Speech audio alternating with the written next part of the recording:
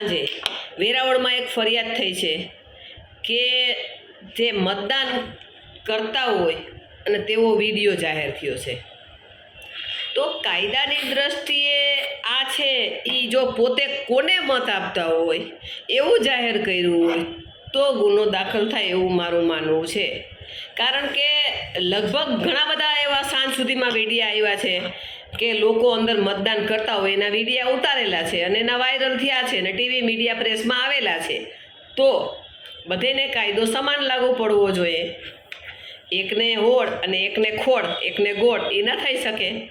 તો આ જે ગુનો દાખલ છે એ જો કોને મત આપ્યો એ પ્રકારનો હોય તો બરાબર.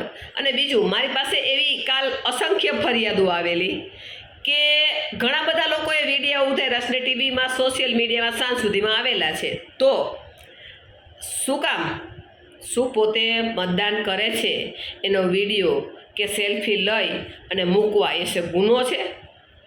જરાય ગુનો. જો બીજા કોઈને ગુનો લાગુ નથી પડતો તો આ કોઈ પાર્ટીને પણ ગુનો લાગુ ન પડવો જોઈએ ને કોઈ પોલીસે એને અટકાવવા ન જોઈએ. જો પોલીસે કાયદેસર જ વર્તવું હોય તો બધાય માણસો જે અહીંયા મતદાન કરે છે અને એના વિડીયા વાયરલ કરે છે તેને અટકાવવા જોઈએ ને તેના ઉપર ગુના દાખલ કરવા જોઈએ.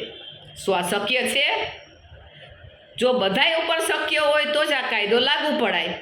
બાકી બધાય ઉપર જો આ શક્ય ન હોય તો આ કાયદો લાગુ ન પડાય. કારણ કે ઘણા બધા વિડીયો સાંજ સુધીમાં થયા છે વાયરલ.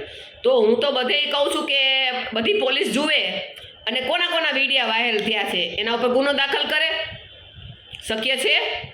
તો બધાને છૂટ આપવી જોઈએ. બધાને પોતાનો મતાધિકાર, પોતાની જે ભારતનું બંધારણ મુજબ જે એને છૂટછાટ આપવામાં આવેલી છે કે ભારત દેશનો સ્વતંત્ર નાગરિક છે અને તે પોતે પોતાની રીતે પોતે મતદાન કરવા જઈ રહ્યો છે.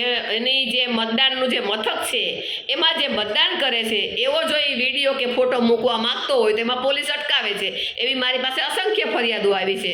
તો એમાં જે મતદાન કરે છે એવા સાંજ સુધીમાં ઘણા વિડીયો જાહેર કર્યા તો એમાં પોલીસ પગલાં લે એવી જૂનાગઢ જનતાની તથા બધાય આપણે જનતાઓની ફરિયાદ છે કે આમાં પગલાં લે અને આમાં અરજ છે જૂનાગઢ જનતાની કે આમાં ગુના દાખલ કરે વધુ ને વધુ. ધર્મિષ્ઠા જોશી.